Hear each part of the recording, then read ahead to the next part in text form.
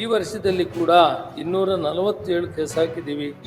ಈಗ ನೀವು ಏನ್ ಮಾಡ್ತೀರಿ ಹೇಳಿ ಸಚಿವರೇ? 4 ಕೋಟಿಗಿಂತ ಹೆಚ್ಚಿಗೆ ಎಲ್ಲದನ್ನ ಓದಬೇಡ್ರಿ. ಈಗ ಏನ್ ಮಾಡ್ತೀರಿ ಹೇಳ್ಬಿಡಿ.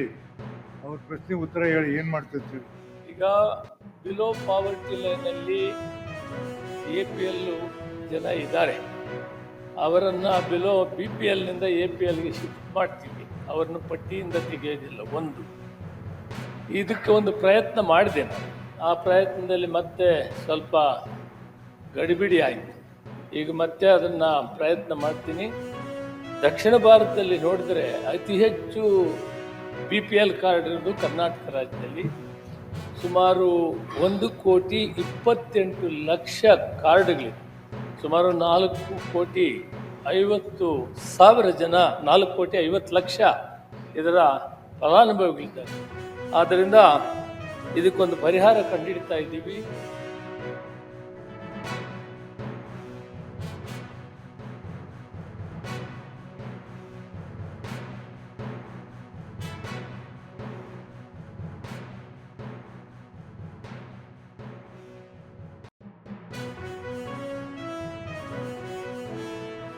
ಶ್ರಾವಣ ಮಾಸದಲ್ಲಿ ಕೆಲವರು ಮೊಟ್ಟೆ ಸೇವನೆ ಮಾಡೋದಿಲ್ಲ, ಬರೀ ಬಾಳೆಹಣ್ಣು ಬೇಕು ಅಂತ ಹೇಳಿ. ಅದಕ್ಕೆ ಈ ಥರದ್ದು ಗೊಂದಲ ಬಿಟ್ಟರೆ ಬೇರೆ ಥರದ್ದು ಯಾವುದೇ ಥರದ ತೊಂದರೆ ಇಲ್ಲ. ಕೆಲವು ಪೇರೆಂಟ್ಸ್ ಅಲ್ಲೇ ಟೀಚರ್ಸೇ ತೀರ್ಮಾನ ಮಾಡೋರು, SDMC ಅವ್ರು ಏನಂತ, ಇಲ್ಲ ಇವತ್ತೆಲ್ಲ ಮೊಟ್ಟೆ ಕೊಟ್ಬಿಡೋಣ, ಇಲ್ಲಾಂದ್ರೆ ಇವತ್ತೆಲ್ಲ ಬಾಳೆಹಣ್ಣು ಕೊಡೋಣ ಅಂತ. ಅದಕ್ಕೆ ಈಗ ನಾವೇನು ಮಾಡಿದ್ದೀವಿ ಅಂದರೆ, ಈಗ ನೆಕ್ಸ್ಟು ಪೋಷಕರಿಂದ ಅವರಿಂದನೇ ಫಸ್ಟೇ ಬರ್ಸ್ಕೊಬಿಡ್ತೀವಿ. ಬರ್ಸ್ಕೊಂಡಾಗ ಯಾವುದೇ ಥರದ ತೊಂದರೆ ಆಗೋದಿಲ್ಲ. ಇಲ್ಲಾಂದ್ರೆ ನಮ್ಮ ಮಕ್ಕಳಿಗೆ ಮೊಟ್ಟೆ ತಿನ್ನಿಸ್ಬಿಟ್ರು, ಇಲ್ಲ ಬೇರೆ ಬೇರೆ ರೀತಿಯಲ್ಲೂ ಕೂಡ ಒಂದು ಉದಾಹರಣೆನೂ ಕೂಡ ಬಂತು. ಇಲ್ಲ ಈ ದೇವಸ್ಥಾನನೂ ಇಲ್ಲ, ಏನೂ ಇಲ್ಲ, ಏನೂ ತೊಂದರೆ ಇಲ್ಲ. ಮಂಡ್ಯ ಭಾಗದಲ್ಲಿ ಅವ್ರು ಏನಂತ ಮಾಡಿದ್ರು, ನೀವು ಮೊಟ್ಟೆ ಕೊಡೋದಾದ್ರೆ ನಾವು ಶಾಲೆಗೆ ಮಕ್ಕಳನ್ನೇ ಕಳ್ಸೋದಿಲ್ಲ, ನಾವು TC ತಗೊಂಡು ಹೋಗ್ತೀವಿ.